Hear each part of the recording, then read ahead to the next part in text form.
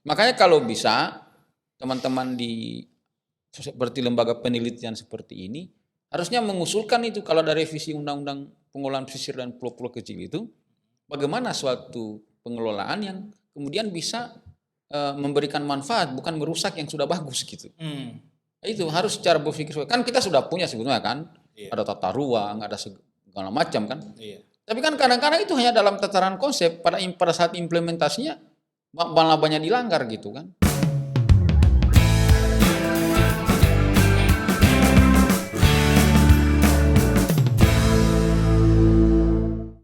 Jadi harus serius kalau memang mau ditambang ya berapa yang bisa dialokasikan. Ini bukan kita mengatakan harus ada. Berapa yang mau dialokasikan? Kalau memang tidak layak ya jangan bilang layak dong. Betul. Harus betul-betul dibilang Karena tidak layak. Kalau akademisi kan dia nggak ada abu-abu ya. Nggak ada. Karena basisnya kan ilmu pengetahuan. Ilmu pengetahuan. Ada basisnya sains gitu ya.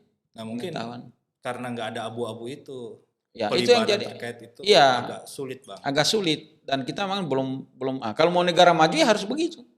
Ya. Kalau enggak ya negara kapan majunya gitu. Negara kapan majunya? Iya. Bukan negara maju. Iya. Negara kapan majunya? Negara kapan majunya? Iya.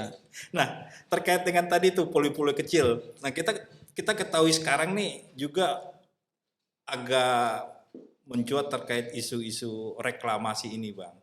Ya, Terakhir saya dengar itu kan akan ada terkait isu reklamasi di Kepulauan Seribu.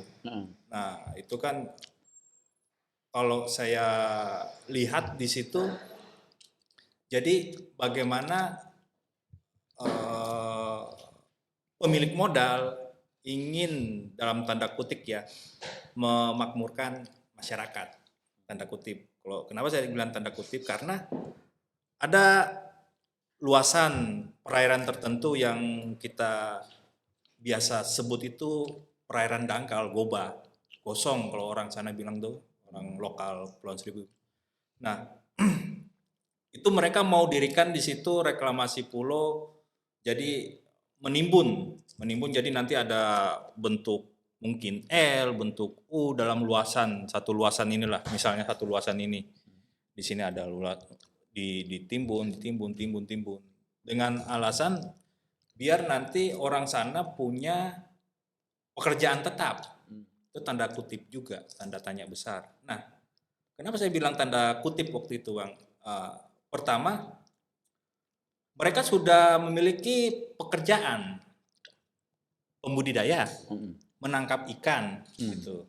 Terus ketika itu dibangun, wilayah itu dibangun, terus mereka akan melakukan budidaya di mana itu kan pertanyaannya. Nah, sedangkan wilayah itu wilayah untuk kegiatan budidaya sebenarnya. Nah, pertanyaannya di sini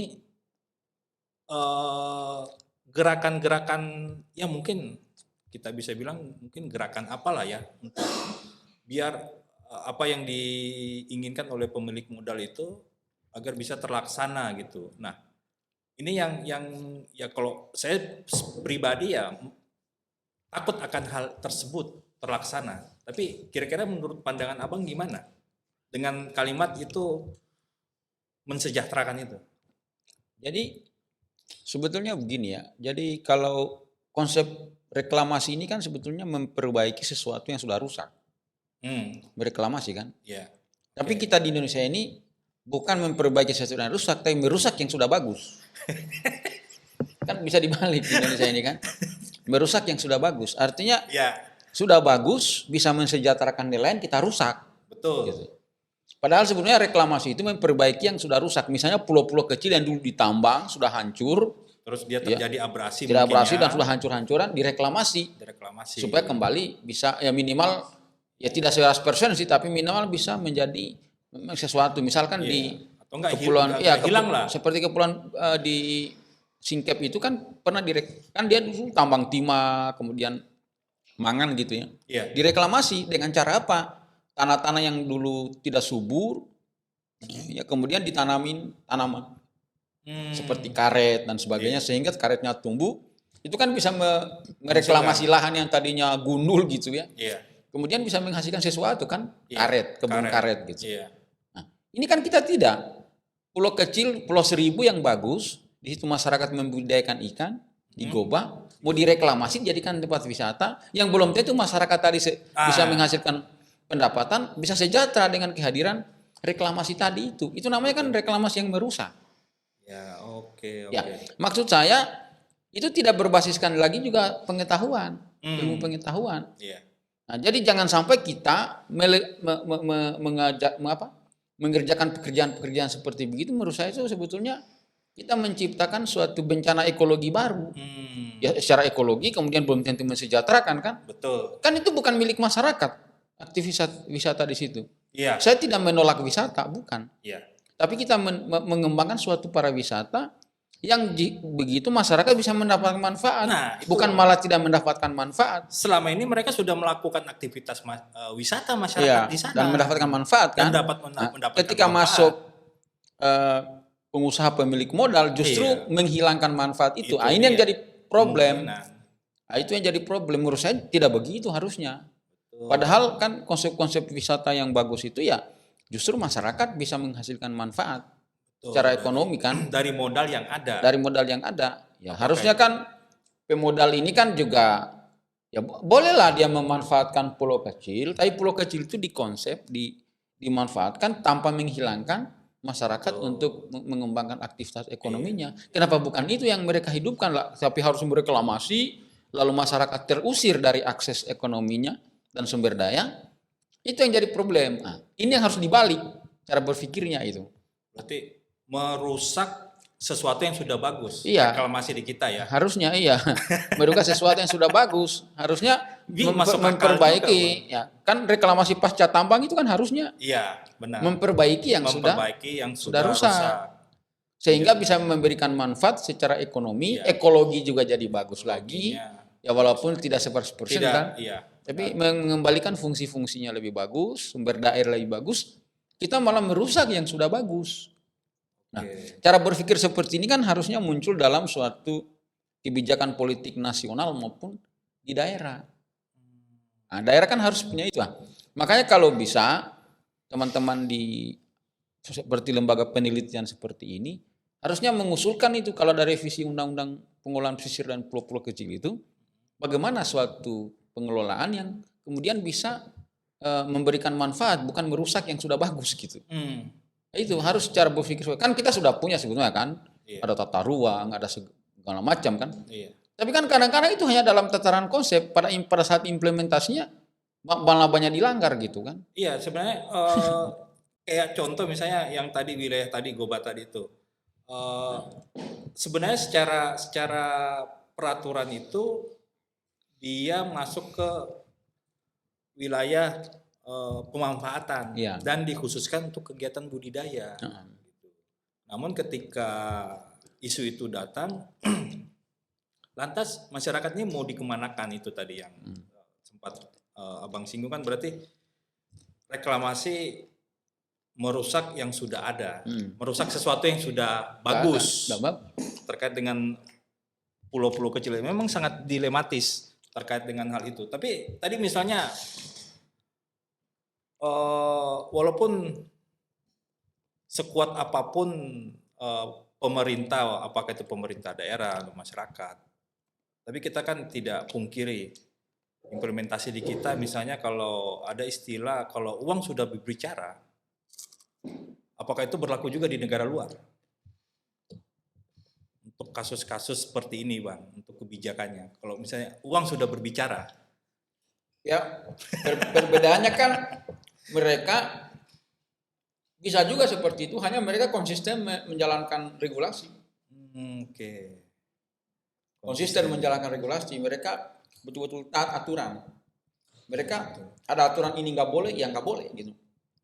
Misalnya di negara luar itu kan menangkap ikan di danau kan harus punya semacam surat izin kita, punya KTP kan. Kemudian kalau menangkap ikan yang tidak sesuai dengan yang ukuran kembalikan. Kalau enggak kita kena hukum kita. Di kita kan nggak ada. Ada aturan tapi nggak dijalankan. Nggak dijalankan ya. Konsisten itu ya. Berarti mereka di negara-negara yang sudah maju ya dalam mengelola sumber daya termasuk pulau kecil, mereka konsisten. Coba lihat pulau-pulau di Karibia dan sebagainya itu konsisten dijalankan itu mereka. Mereka betul-betul menjalankan, tidak merusak budaya masyarakat lokal di situ kan. Oke, berarti memang di sini kembali lagi kepada para pengambil kebijakan lah. Kita malah melahirkan undang-undang atau ketentuan kebijakan yang malah menimbulkan perampasan tadi. Perampasan tadi ya. Iya, kita kan kadang-kadang membuat aturan itu malah meminggirkan nelayan. Sebetulnya kan sederhana kalau saya. Kesuksesan pembangunan kelautan di Indonesia ukurannya kan nelayan sejahtera. Ya. Sederhana aja, nggak usah bikin yang lain selangit gitu. Kalau nelayan tidak sejahtera, ya omong kosong aja itu kebijakan gitu. Betul Bang. Coba di negara lain, kan nelayan sejahtera. Iya. Norwegia misalnya kan. Nelayannya Jepang nelayan kan sejahtera. Sejahtera. Tidak ada di sana Kementerian Kelautan tapi nelayan sejahtera. Tidak ada Kementerian Koperasi di Norwegia itu tapi nelayan sejahtera. Nah, persoalannya di kita. Ada semua kelembagaan lengkap, undang-undang ada, undang-undang kelautan itu yang terkait laut itu ada 4 kan. Ada undang-undang kelautan, undang-undang pesisir, undang-undang perikanan, undang-undang perlindungan nelayan, 4. Iya. Macam belum lagi yang lain, undang-undang zona ekonomi. Tapi kan kita nelayannya tidak pernah sejahtera sampai hari ini. Kan itu problemnya. Kalau nelayan sejahtera, pasti kan orang sudah tidak perlu mempersoalkan semua kebijakan itu kan. Betul. Berarti memang dilematis sekali ya Bang ya. Sekarang coba satu. Kedua, kita juga keberpihakan kita, politik anggaran kita dalam kelautan ini kecil. Coba cek tiap APBD di setiap daerah itu. Di Indonesia ini kan ada 300 kabupaten kota yang berbasis pesisir. Tapi coba lihat APBD-nya. Tidak sampai 2% setiap daerah itu. Kecil sekali. Kecil sekali, bahkan ada cuma 1%. 0, bahkan ada. Tapi misalnya kalau APBD besar, apa menjamin juga? Ya kan minimal kesejahteraan nelayan. Lantas dia punya sumber daya pulau, bahkan kabupaten berbasis kepulauan. Coba cek di provinsinya Maluku itu kan, ada kawan kita di sana anggota DPRD kan. Iya. Sekarang ada LIN, hanya angin surga itu LIN itu, lumbung ikan nasional. Itu bagian dari poros maritim dunia kan? Iya. Bagian nggak tahu itu sampai sekarang nggak ada kan implementasinya dari tahun 2010. Iya. Dijanjikan anggaran 3,3 triliun. Itu waktu masih zaman SBY kan? Presiden SBY. Oh, sudah dideklarasikan di mana-mana, nggak ada jadinya. Ya, waktu itu. Bahkan disandingkan dengan namanya itu Newport, Maluku Newport, Ambon Newport. Ambon Newport. Ya, sampai kampung-kampung nelayan mau digeser kan.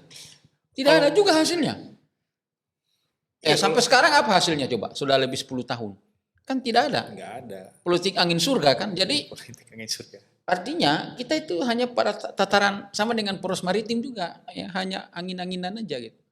Kalau mau lihat data 2020 kan investasi terbesar di perairan Maluku itu kan dari bidang perikanan tangkap kan dari Cina. 50 ya sekitar 56%. 56% itu. Iya.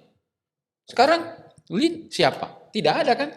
Baru sekarang sampai anggota DPR Komisi 4 itu kan marah-marah sama Menteri Kelautan siapa itu? Iya, si ibu siapa itu? Iya, ibu siapa kan? Dia bilang katanya anggarannya nggak ada. Nggak ada. Emang nggak ada duitnya mungkin. Pertanyaannya kan lantas LIN itu sampai kapan itu kasihan?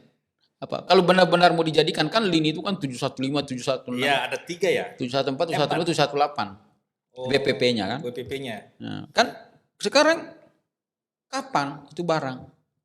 Nah, persoalannya kan tidak pernah, justru sebetulnya penangkapan di Maluku ini justru yang mendapatkan kontribusi dari daerah justru Jawa Timur karena semua produk ikan dari Maluku itu kan disuplai ke Jawa Timur dan Jawa Timur yang mengekspor.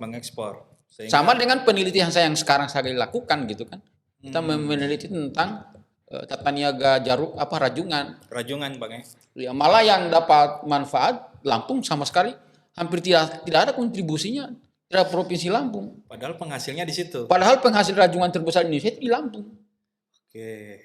Nah, kalau kita lihat tata niaganya masuk dari nelayan ke perusahaan ekspor, namanya Miniplan ke perusahaan eksportir ke luar negeri kan dia cuma masuk kontribusi melalui pajak ekspor. Nggak ada sama sekali ke daerah masuk. Lantas ada bahkan diolah lagi di Jawa Timur. Ada juga Jawa Timur sama di Jawa Barat gitu. Jadi ya inilah problem kita di bidang kelautan. Tentu ya kita memang punya BUMN perikanan tangkap, tapi kan tidak optimal juga. Ya. Tidak. Itu kan sebetulnya yang harus dioptimalkan oleh negara. tidak perlu harus apa. Tapi kan kenyataannya saya kadang bertanya-tanya. Jadi yang mensejahterakan di mana? Kalau kita bicara nelayan rajungan tidak sejahtera. Kayaknya semua nelayan nggak sejahtera. Ya. Bayangkan dibeli dari nelayan rajungan 45.000 sampai 120 lah. Paling mahal 150.000 per kilogram rajungan yang terbaik. Ada grade-grade-nya kan. Ada grade-nya, ya. Masuk ke mini plan, dikeluarin dia punya direbus, keluarin dagingnya kan. Iya. Dari 1 kilogram tinggal 300 gram. Iya. Itu kemudian dijual ke perusahaan UPI. Ya, pengolahan ikan. Ada beberapa perusahaan di eksportir di Lampung itu. Itu harganya kan 400 sampai 500.000 per kilo. Tapi kan karena memang tinggal 300 gram tinggal kan. 300 gram itu. Baru dia pasteurisasi. Perusahaan-perusahaan ini dia nggak ngapa-ngapain, pasteurisasi aja. Dikalengin ekspor ke Amerika Serikat. Di sekilo bisa lebih 2 juta itu. Kalau dalam bentuk dolar. Harganya di pasar Amerika sudah puluhan dolar. Itu ekspornya lewat Jakarta. Ya Tanjung Priuk. Tanjung Priuk. Iya. Atau bahkan Tanjung Perak. Dengan sistem kontainer kan. Artinya pertanyaannya dapat apa? Masyarakat betul kalau dari segi tata niaga ya dapat apa? Dapat apa? Cuma dapat bahkan nelayan-nelayan itu punya utang sama juragan-juragan itu.